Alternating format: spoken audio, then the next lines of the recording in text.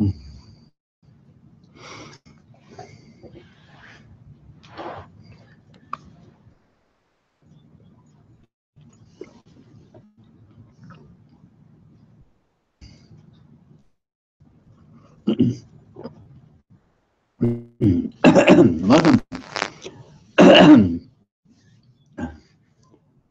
Spiritual problem, and it's very simple in essence.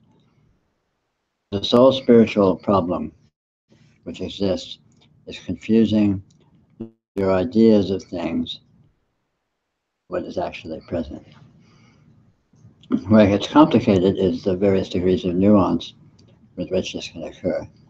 And also the fact that one is not aware that one's doing this. So typically, the basis for being able to discriminate between what is an interpretation that you're holding about something, but essentially believing to be the case.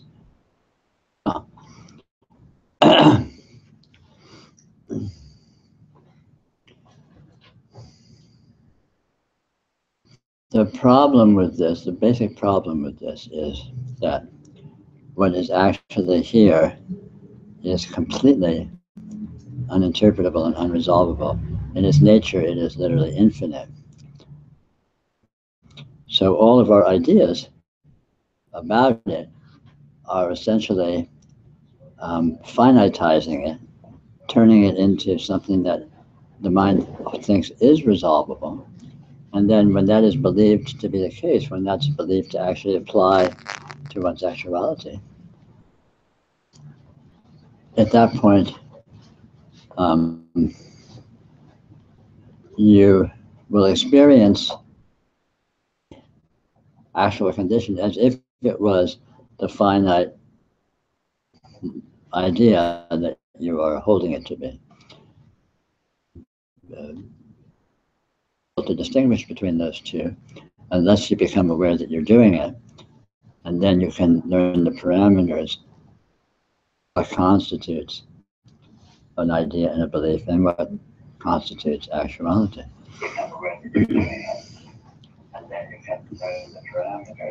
I'm here live, by the way. You don't really need to watch it. I don't know why that's happening.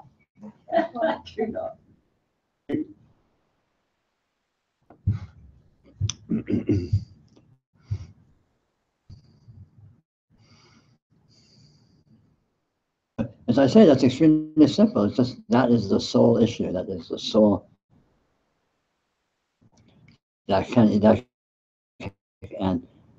and solving that condition of no problems whatsoever. As I say, what's complicated is your specific belief systems and belief structures, which is the way that these ideas are used with actuality. An idea is fine. An idea is just a hypothesis. It's a notion. It's an interpretation of the way things might be. So an idea is not a problem at all. The problem is when that idea is, through this essentially hypnotic mechanism of consciousness, the idea is believed to actually be the case, and at that point, the belief and the idea that's believed and the actuality, the experiential actuality, become indistinguishable. And one thinks that the actual object of experience is what you imagine it to be. And what's worse, you imagine that it is limited to being only that. You imagine that it has the limitations inherent in whatever limitations your ideas about it happen to hold. And this is not the case, because actuality itself is unlimited. It's literally unlimited. It's infinite. It is unresolvable. And coming to see this, one comes to discover that not only are the circumstances of one's world infinite and unresolvable and limitless, but you yourself are that. You discover that you are unlimited. You know, all ideas that we are fearful of are fantasies. They're interpretations. They're ideas that one holds in the mind. It's impossible to to have any fear about actuality, because you can't know what it is. You cannot pin it down sufficiently to know what you're afraid of. So any fear whatsoever is a symptom of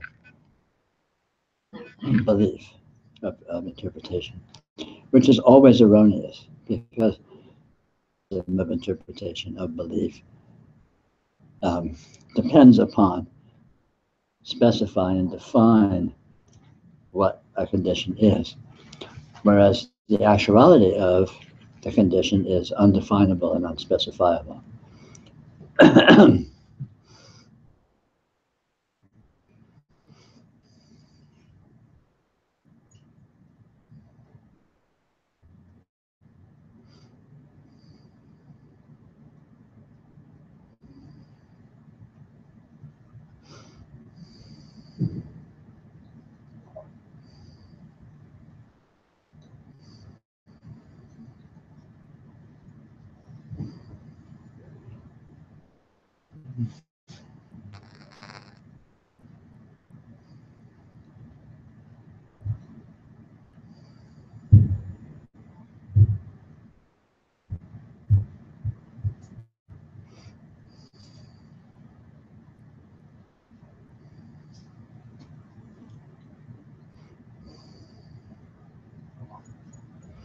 The central mechanism of exploring this and discovering this issue for yourself, discovering the comprehensive and ubiquitous truth of it, is to look at the actuality of your experience and notice the way in which experiential actuality is always immeasurably beyond whatever ideas the mind has of it, which is a fairly simple thing to notice, because it's very obvious. The more so once one begins to look and begins to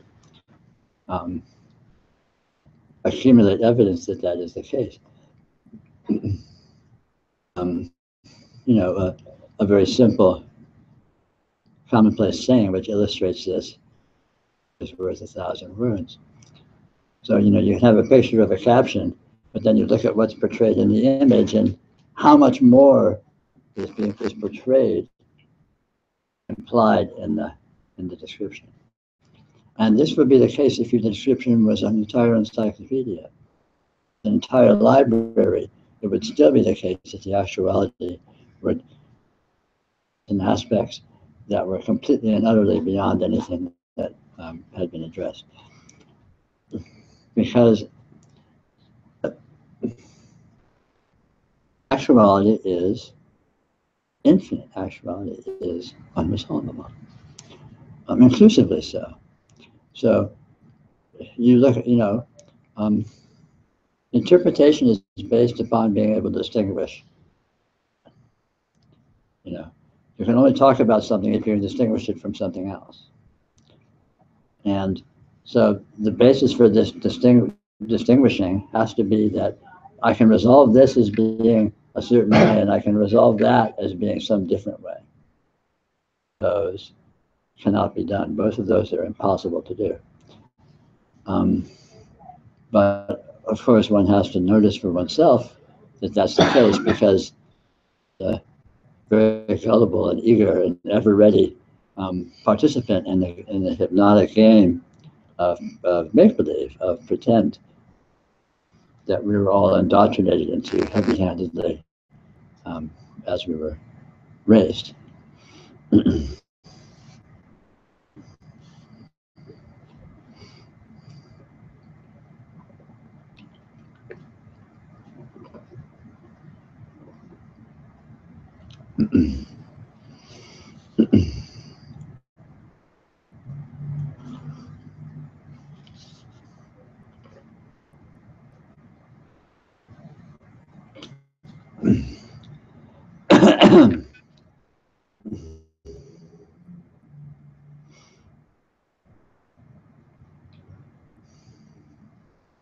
Well, anyway, let's get down to cases. If you have any particular aspect of any of this that, in your own experience, that seems relevant or challenging, I'd be glad to look at that with you and explore what might be going on. I keep on coming across people who they know what they're talking about.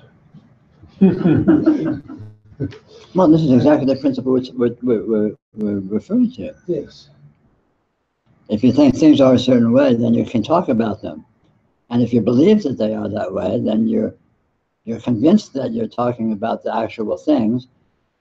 If it says anything different, they're nuts because they're wrong, because I know how it is because it's this way. Well, in my experience, people tend to are more likely to listen to alternatives. Don't accept them, but they will listen to alternatives. If you say this is a hand and somebody else says no, that's an egg sandwich, they're prepared to listen, and then if they don't. Well, you hang out with a polite crowd. Yeah, maybe that's the case. We're just old farts. I think most people, if you said this is an egg salad and sandwich, the reaction would be a lot more abrupt than anything looks like willingness to listen. It's not an egg salad. It's not an egg sandwich either. You can't say what it is. It's impossible to say what this is. It's literally impossible to say what this is. We call it a hand, but calling it a hand is like putting a signpost saying, I'm designating this unknowable infinity as hand. I'm talking about this unknowable infinity. But when I say this, can I find a point where this has a demarcation or a break or an edge, or a point where it is it here and over here it stops being that? And nothing like that is findable. This is essentially a continuum, an inclusive continuum, an infinite inclusive continuum. And everything whatsoever that it's possible to have an idea about is inexperience. So to have ideas that are based on discreteness, discrete objects and discrete conditions, about a continuum, is apples and oranges. Somewhere you have to look at that and deal with that issue, or else you're just, blustering your way, you're just asserting it and saying, no, this is how it is, which is in fact what everyone does. Because if you do look at it closely, you will discover that it's not like that. This is not a matter of opinion. What this is objectively the case. So all one has to do is look. It's not a matter of listening to someone else tell you what it is or what it's like. That's complete, because that's just more concepts. It's useless because it's not that. But if I say to you, that's not wrong, it's just not very right. Well, it's not complete. It's not complete. Exactly. Again, if you understand and define what this is, hand merely indicates this actuality. If you use language, you can use language sanely, indicatively, and not definitively. But of course, the problem is people are unaware of the distinction by and large. So people assume that, because of this hypnotic mechanism of mind, where the consciousness seems really eager to simulate. I mean, this is why it's fun to go see a movie, because you see the consciousness with the information from the movie, the seeming scenario that the movie implies and seems to present, and the consciousness eagerly and instantaneously relation and says, what would it feel like if things actually were that way? I mean, it doesn't say that because it's not explicit. It does it all unconsciously. And all of a sudden, you're sitting there, you're enjoying the movie, and you're getting excited or you're getting sad or whatever. You're being jerked around by the implications of the movie. The movie is not really doing it. The movie is just giving you the script, and it's the eager, inherent believing of consciousness that does the work, that translates that hypothesis, that game structure, into what would it feel like if it was really like that? What would it feel like if this was really a hand? What would it feel like if this was really a chair? And the chair was separate from the chair. The chair was just a chair and no more. The hand was just a hand and no more. a person. You know, what would we feel like if all that was not a person? This is exactly what has happened. And the problem is, typically we're not aware that it has happened. Typically we just gullibly assume that it's so.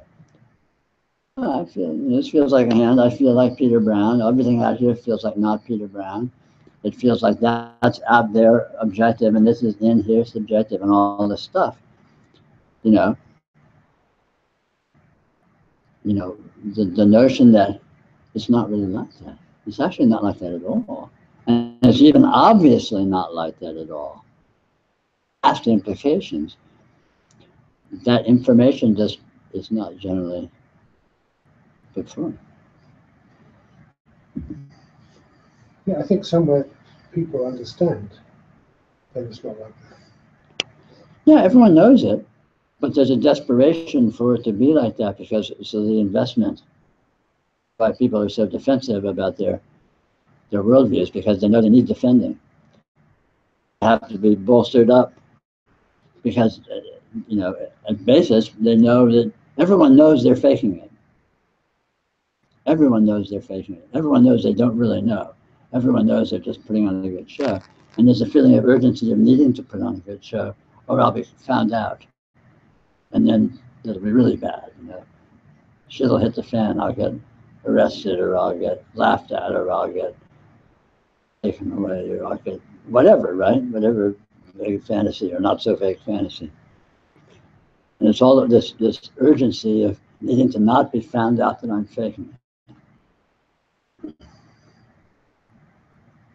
And it's really very simple because you can see your experience, so it's plain to you that you're faking it, but you can't see anyone else's, so everyone else seems like they're not, because you can't see their personal knowledge that they are faking it because they're busy faking it, which is the only part that gets projected externally. So it typically feels like I'm a fraud and everyone else is. My God, this is horrible. What am I going to do? I better fake it really hard. I better fit in, And this is the basic human, psychological mindset or social system or whatever. But the truth is, it is all being faked. And the more profound truth and the tragic truth, in a certain sense, is that if you saw what was the case. If you didn't fake it, it's actually a lot better in every way.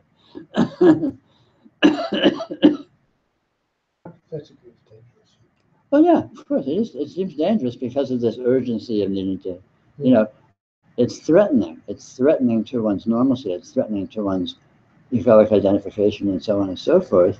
To explore the notion of an alternative, of abandoning that, of something beyond that.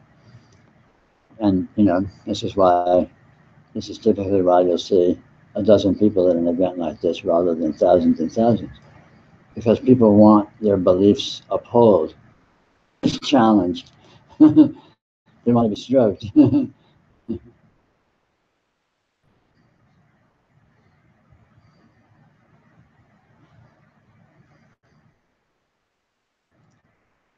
What is that thinking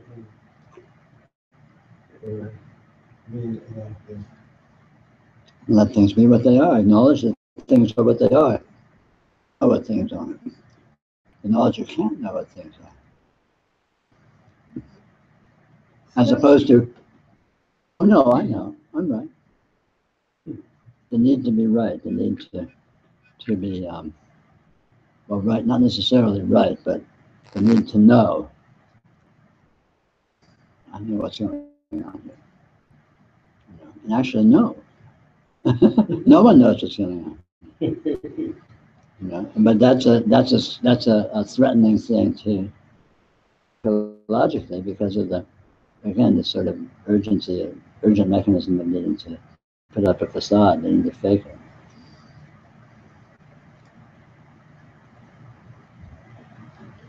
Is it clear in that state of not knowing how to act? Because it seems there's an addiction to knowing, you know, how important and supposedly to read a relationship and things like that. Acting in the context of genuine experience is actually not a problem because they aren't opposites.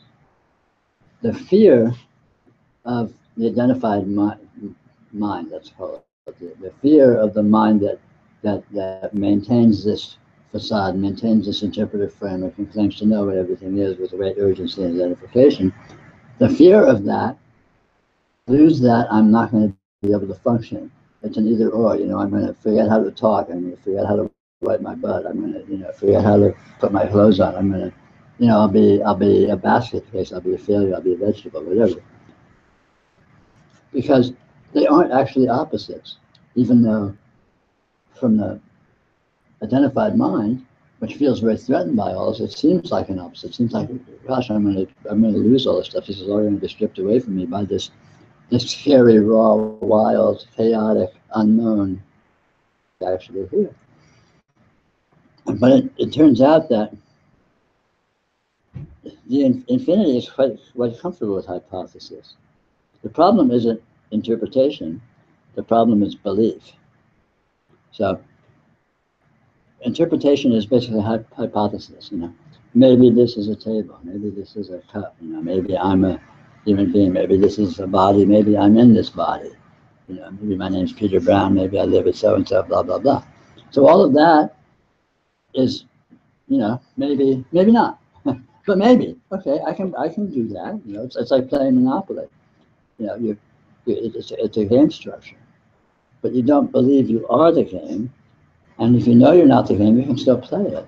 Knowing you're not in Monopoly doesn't keep you from being able to play it. You can play it, you can just, you know, you have a native intelligence that is present miraculously. So you can, you know, learn the rules of a game and then go through it, but you don't need to believe that it's you. You can get up and leave the game anytime you want. And the same is true here. So functioning, it turns out, is not actually a problem in terms of reorienting to the actuality of one's being, as opposed to insisting on this, you know, believed, interpreted version of it that we've been brainwashed in. But is there any difference in the function? It's actually, I would say that people who break out of being stuck in belief have typically a better function because they're more spontaneous, they have more access to thinking outside the box, that sort of thing, more free to break their own rules, which enables functioning that may be, you know, convenient if unorthodox in a situation where as opposed to where you might feel stuck in needing to do things a certain way because you're holding them to be a certain way.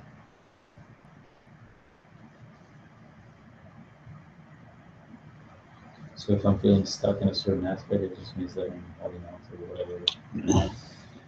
Yeah, stuckness is imagined into existence. Nothing is stuck. Stuckness is an impossibility. Everything changes continually, everything moves continually, miraculously, undefinably. You can't say what's going to happen to anything, anywhere in the next instant, let alone the next 5 minutes or hour or a day or week or month. And you can't say what just happened. You know, you can have the version of it that you're interpreting as having just happened, but it omits a vast universe of actual experiential qualities that are not included in a particular version of interpretation. Just, you know, if for no other reason, you can think of it just because of too much information. And you can't even know what's happening right now.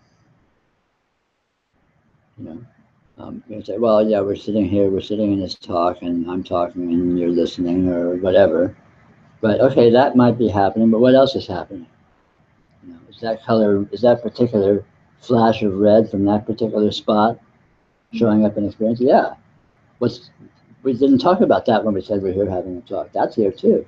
Sound is here. The air's moving. There's an infinity of actual experience, objectively existing experiential qualities, which cannot be included in any sum of saying, well, this is here and this is here and this is here. I mean, you can make the, as long as this as you want, and it's not going to be complete.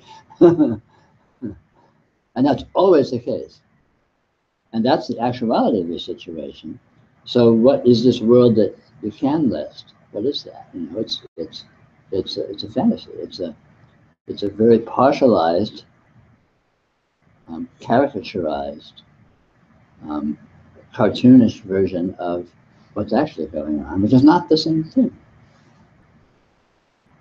And again, unfortunately, what's omitted is inconceivably powerful and empowering and liberating. And one can't know that or discover that until one does, because it's implicit in the nature of not defining oneself. To an extent, that seems clear to me, but it seems like if you are operating in the world in this fantasy, and you hone in and focus on a specific part of the fantasy, and by virtue of doing that, you're not available to whatever the infinity is. No, not necessarily, because partializing or focusing does not negate the rest of the field. And in fact, noticing that is one of the more powerful things to discover. Experientially, it does, or how do I notice it? Well, experientially, it doesn't. If you look very closely at your experience, say you're looking at my face now, so my face is sort of clear. But if you look, you may not notice or acknowledge the fact, but in fact, every single bit of light and color that's appearing in your field of vision is present, and is present in your consciousness. So you are seeing it. You're just, again, this is part of the hypnotic mechanism of consciousness, that it can, deny or essentially censor out vast amounts, vast quantities of what's actually being experienced by magic, essentially.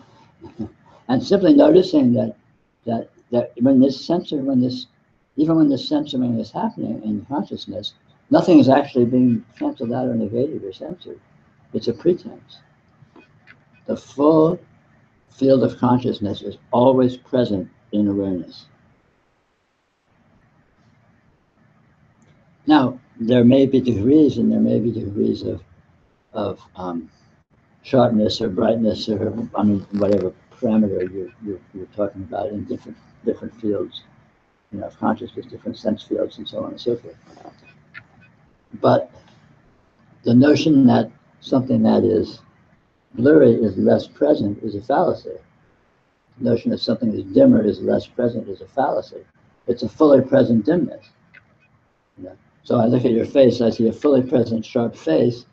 Over here there's a vague and dim, I think it might be a picture of something, but it's fully present.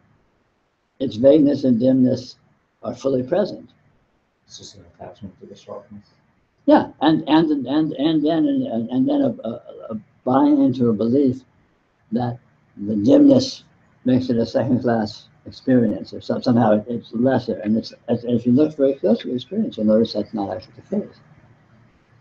It's different, it's dim, but it's not actually less.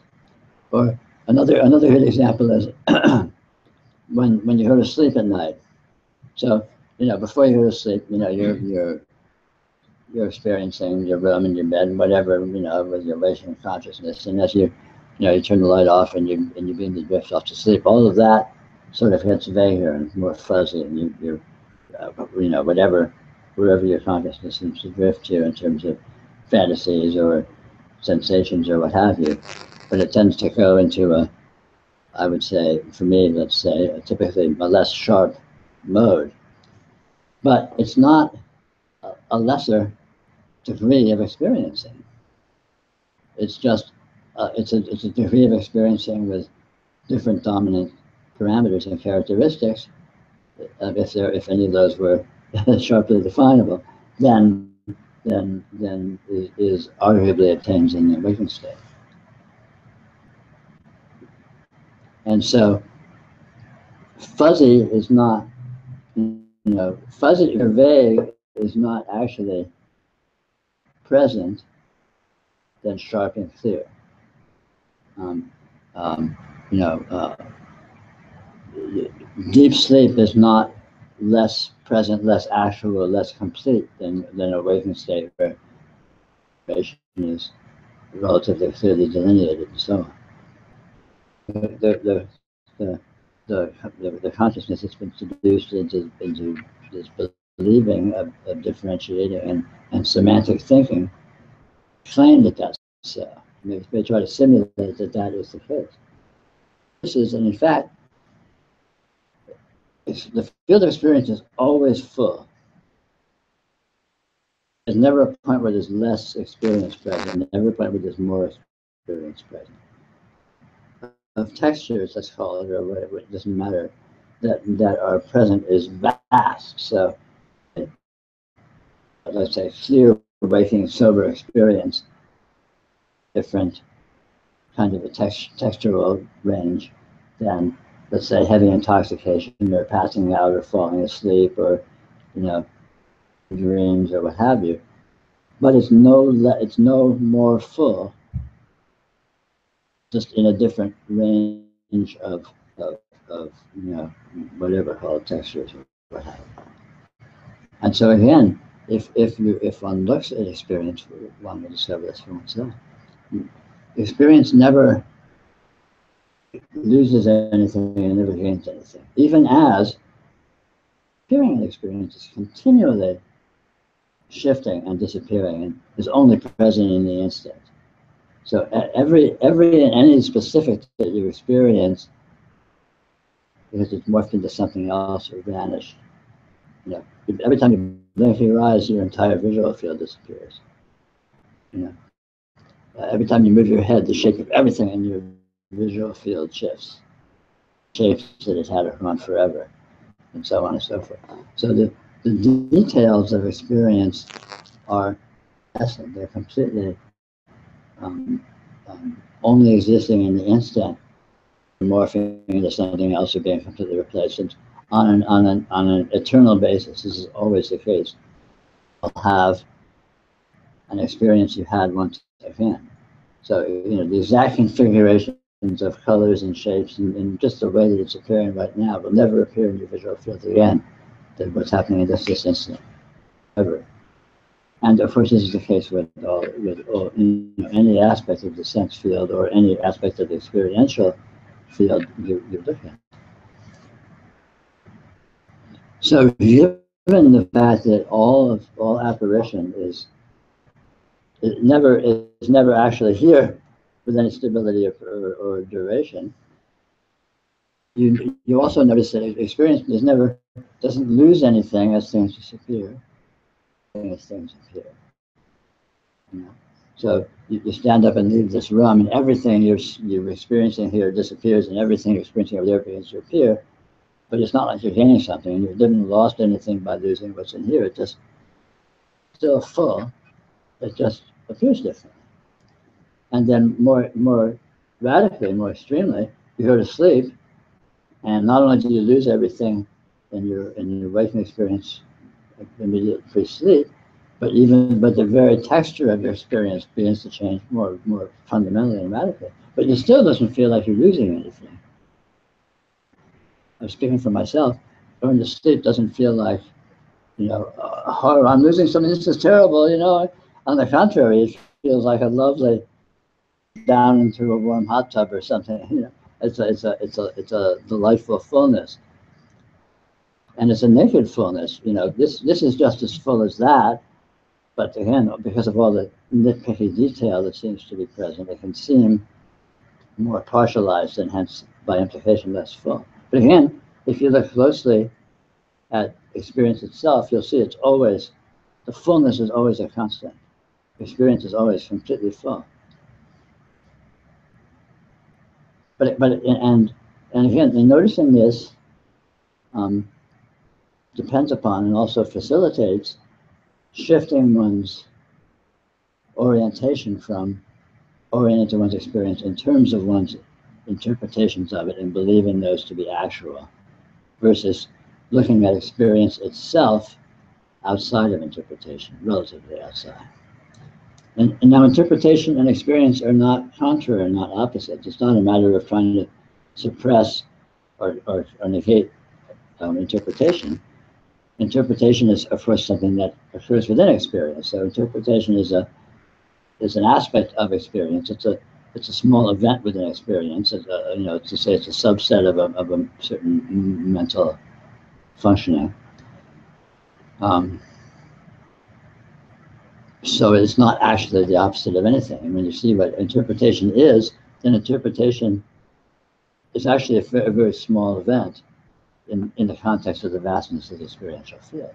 Although when we're orienting, as many people do, seemingly most people do, to the experiential field in terms of an interpretive framework that's being believed in, and the interpretation seems as big as experience, but it isn't actually like that.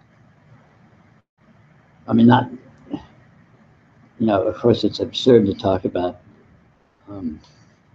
aspects of experience in terms of relative size, because it doesn't really apply, but I think it's meaningful, or at least evocative, to point out that interpretation is actually a pretty small event in the experiential field, as opposed to how huge it can feel when one is bought into it.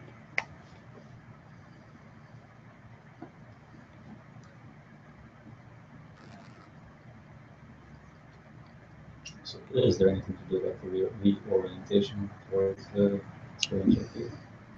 Well, just noticing that that's the case. One doesn't need to fight with one's interpretation.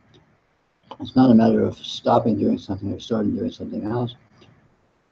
It's just a matter of noticing, if you have the wherewithal to do so, that even while there's believing going on, there's always naked experience happening. There's all these colors appearing. There's all of these textures appearing, and there's all of the sounds appearing. They are not, they are spontaneous, they are not graspable by definition, by interpretation. And so one begins to notice the relationship between interpretation, naked experience, and one notices that it's not a one-to-one correspondence. Interpretation, in its own terms, claims or pretends. It claims that I'm thinking of this, that, and the other, so that means that there is a this, that, and the other out here. So there's a one-to-one correspondence, loosely, the concepts and the interpretations and the objects. If you begin to look at the nature of experience, you'll discover that's not the case very quickly, because it organizes itself that way. Experience organizes itself in terms of continua. Experience is fractal. So, but the cup is made of billions of little flickerings of light in my visual field.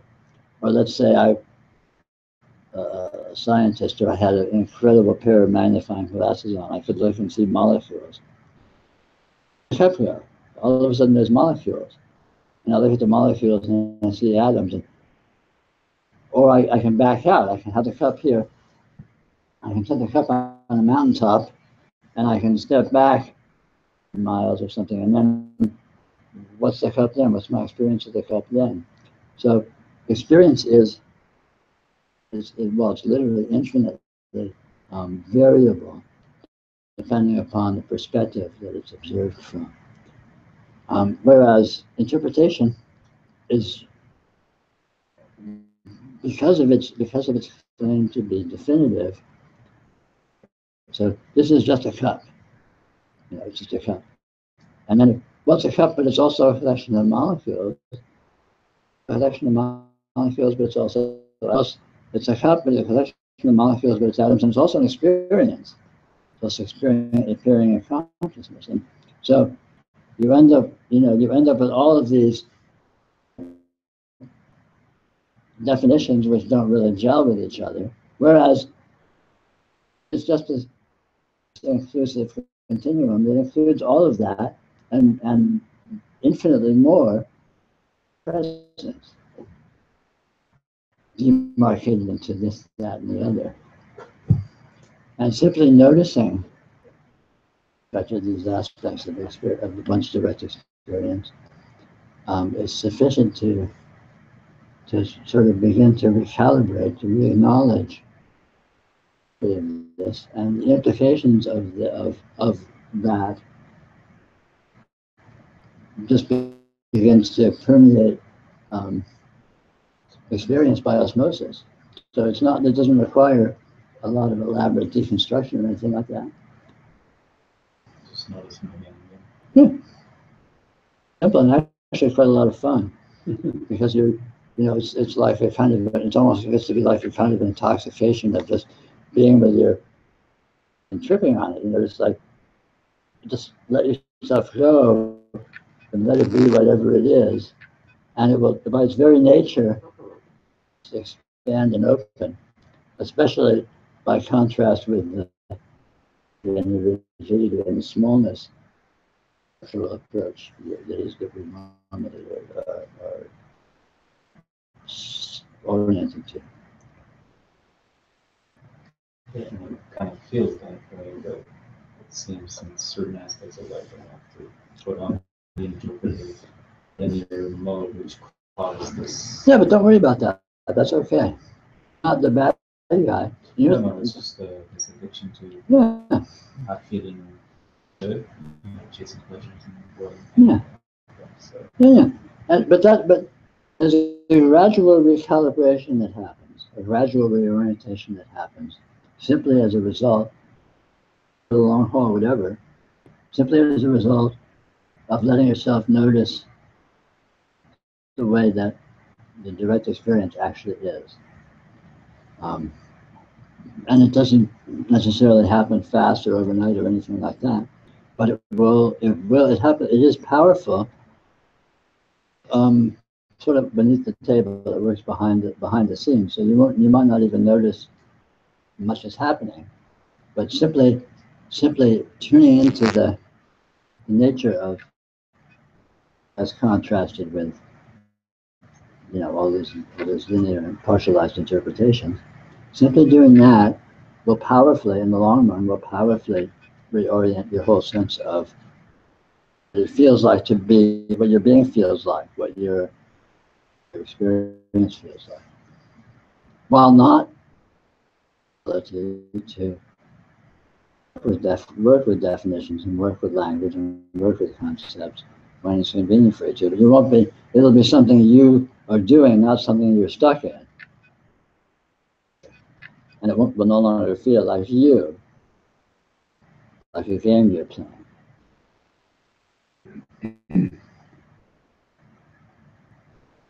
Follow kind of makes sense, I guess, until you're in that stage of osmosis where it doesn't feel like you're doing it. Well, you just carry on, do your best, whatever. Try not to get arrested or deported or whatever the danger du jour is.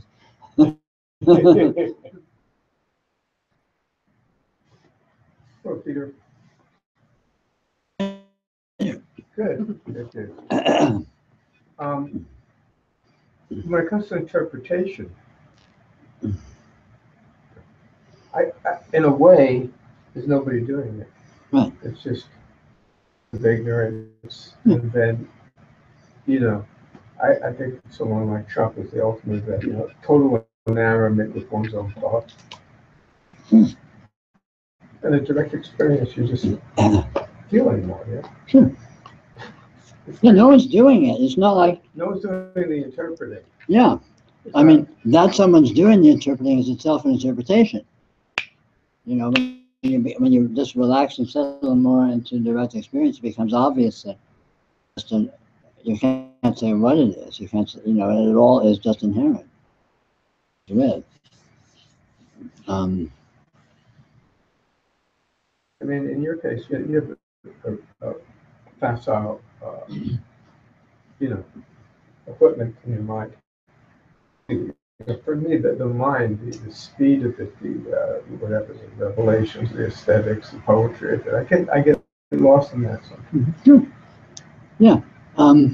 But it seems like what you're saying is all right too, but until where you are, is that direct experience. Yeah, but it becomes more and more the case that there's there.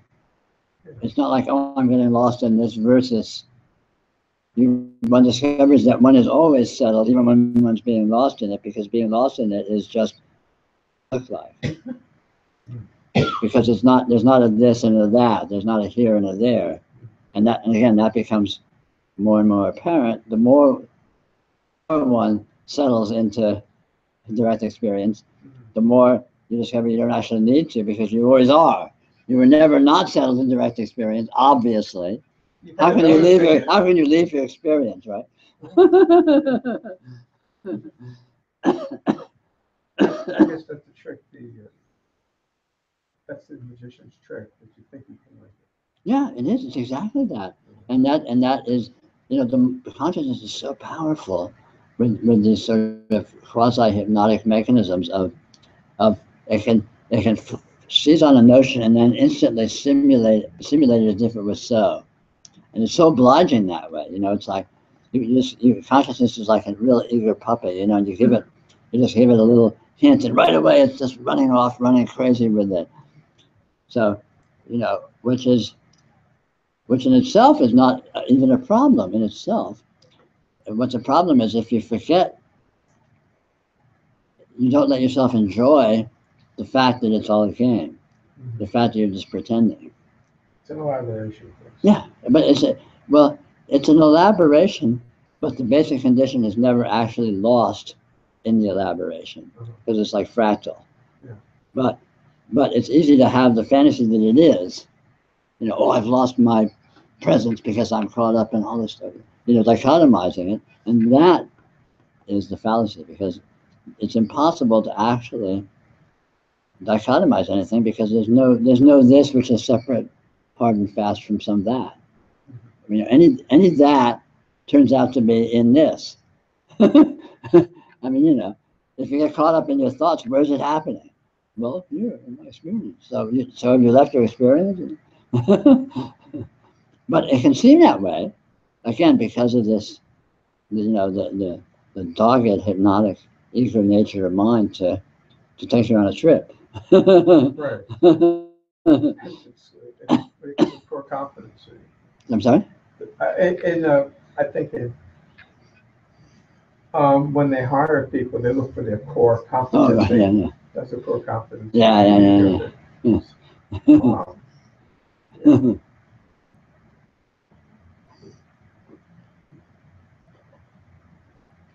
That's, what we're talking about is really the key thing that one discovers. And that's actually what liberation consists of. It's discovering that you can never leave the basic condition. You're always in the basic condition. You always have been, you always will be. And whatever seems to happen is just that. And this basic condition can look like anything. Can it look like getting all torqued up and freaked out and psychotic and identifying and forgetting? Sure. But even when it looks like that, it's still this. And it's possible to come to actually feel that and know that very profoundly, so that even when you are all stretched out and all identified and you're caught up, you haven't gone anywhere, and it feels like you haven't gone anywhere. It's like you're riffing with yourself.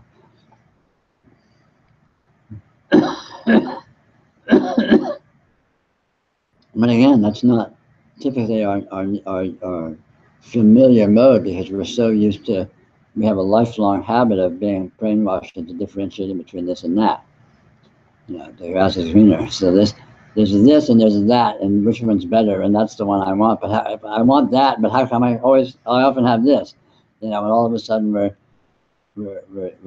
having a tug of war. It's a Mobius strip. You know, you're tugging on a rope that's a loop, so you can't actually win or lose.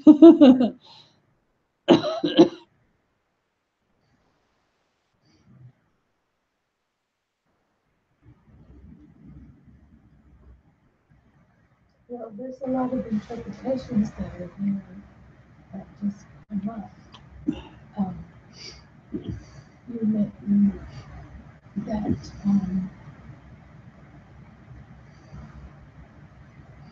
you're not necessarily instigating. They are happening on their own. Oh, of course. Like as fears, you said earlier that fears are just interpretation, but they manifest on their own, unconsciously. And present a situation where something would be preferable to them. True. But again, it's possible to see what's actually happening is beyond that. True, whatever you fear, whatever narrative tells itself that it seems fearful, held to be the case, is not on to the actual condition of experience. It's not even an interpretation. It's like an emotional. Yeah, well, it's going into belief. Belief, then it's not acknowledged as an interpretation, it's just held to be real. Belief, that's why belief is so insidious, is that belief is not belief, belief is reality. You know, is this San Rafael? Yeah, it really is San Rafael. But it isn't. Well, I see so many people afraid to just experience, afraid to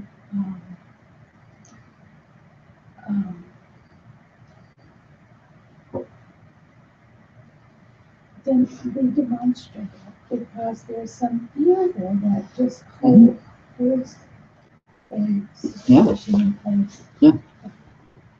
You know, when one's caught in that in the situation of unconscious investment and belief, it can be very difficult and require great fortune to begin to notice that one isn't actually caught in it.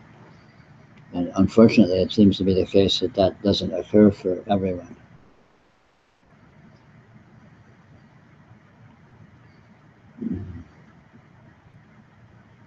I mean, the number of people that are even interested in looking at these kinds of issues is rather on the small side, relatively. Well, so that if there's not like a language of interpretation, but there's an emotional physicality of frozenness or constriction, then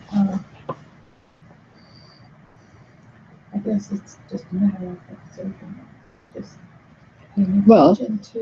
You pay attention to the fact that you ignore that, pay attention to the fact of experience, and you notice that anything like that occurs is actually nothing other than experience, and is like all other experience, and experience is actually undefinable. When you notice that experience is undefinable, unresolvable, and then you notice that your fear is predicated upon resolution. Like, let's say you're afraid of dying. You know, say, oh, I don't want to die. I'm getting old. I'm going to die soon. You know, it's like, oh, you know. But you're not afraid of dying. You're not afraid of the actuality of what dying will be because you don't know what that's going to be. You're afraid of some vision you have, a fantasy that you have. I don't mean that you have this. This is all hypothetical. Of what that's going to be, and that's what you're afraid of. So you're, you know, in that case, one is afraid of a you know, a cartoon, a projection. You're not actually afraid to die. You're afraid that death is going to be this that I'm visualizing, and that would be terrifying. And when you look at experience, you'll notice, you know, eventually the powerful thing about noticing is it reveals that experience is uninterpretable. So then you can look at your projection about what death will be, and you'll notice right away that it's limited, it's defined, it's this and not that. And actual experience is never this and not that. Always fractally inclusive. It's always infinite. I mean, manifestly, explicitly so. I don't mean just theoretically or philosophically or something. It's physically infinite. and when you notice that, then you notice that I don't know what it's going to look like when I'm done. That's an evident and obvious reality. And so then the fear is of, if it looks like that, I would be terrified. But you don't know what it's going to look like. But there's actually a lot of fear of living. Well, but it's the same thing. It's not actually a fear of living. It's the same thing exactly. It's a fear of a fantasy of what living is. Everyone's already living. How can you not live? So it's already, what you're afraid of is already happening. And how bad is it really, you know? Living in constricted patterns But no one actually lives in constricted patterns or a fantasy. Everyone does something different every day. It's impossible to do the same things you did yesterday. And I don't mean slightly, I mean completely. You move, you do different things at different times and take different lengths of time to do them. You think different thoughts while you're doing them. You see different things while you're doing them. It's impossible. So living in patterns is a classic, being stuck in patterns is a classic example of exactly what we're talking about. It's a fantasy. There's no such thing. And when you look at actual experience, that's very obvious. Experience is always spontaneous. It's always unique. What happens in one instance is unique then and will never happen again. Has never happened before. Every single thing you're experiencing right now, you have never experienced before. And it's already gone. And that's always the case. And it's really obviously always the case. So in that context, where's this limited world? Where's these patterns that I'm stuck in? Well, it's different experiences of the pattern, but there are an essence or habitual way of responding to. yeah, but all of that is manufactured in imagination. The actuality, the actual response, and the actual behavior, and the actual patterns aren't like that. They aren't actually the patterns. But it can seem like that if you don't see that. And there's the rub. That's the issue, is to have the good fortune, the wherewithal to stumble on that it's even possible to see this or to appreciate it or just to, you know, see it one day and go, wow, and just have it be impactful. Everyone's always seen this, of course, because there's nothing else to see. But it seems to be very easy to not recognize it. You know, the challenge in actual yoga is recognition. Experiencing naked reality all the time. Everyone's always experienced completely unfettered infinity all the time. It's a recognition can be trained in, ideally. I claim.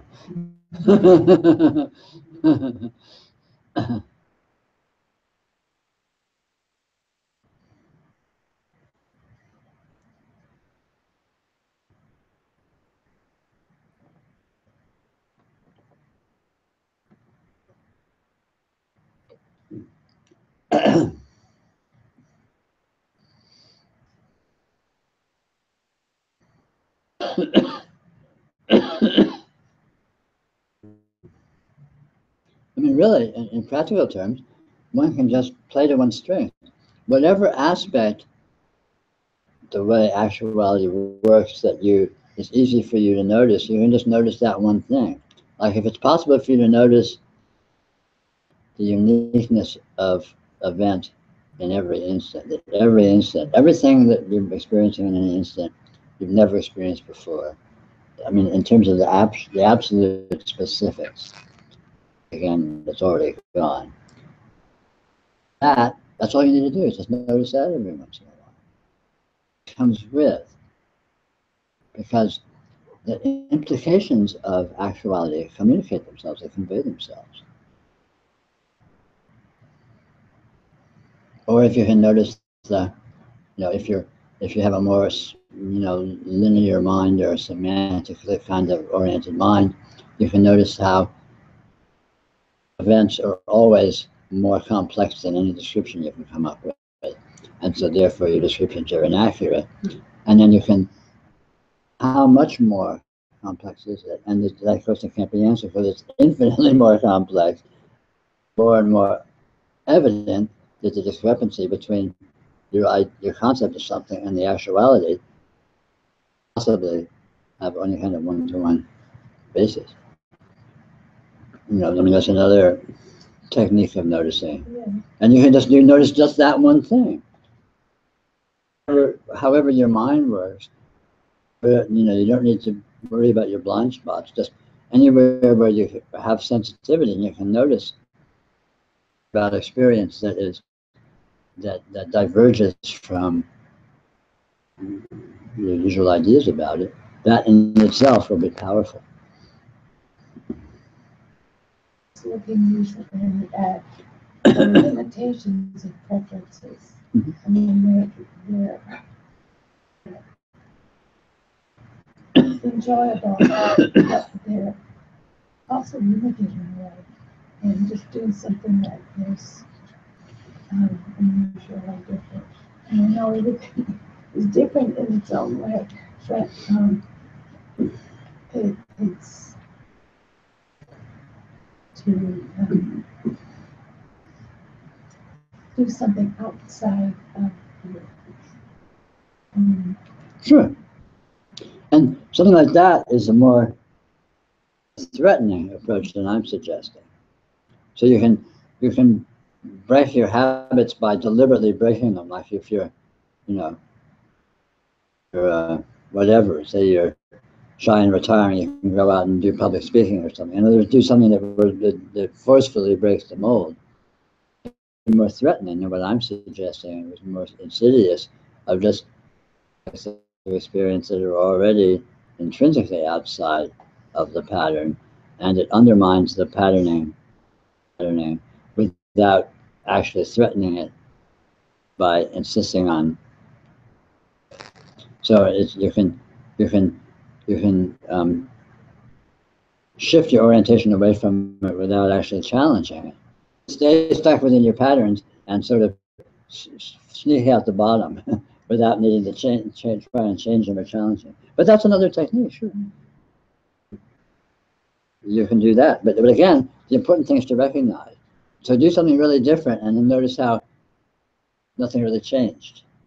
It's still just me here. It's still just my experience.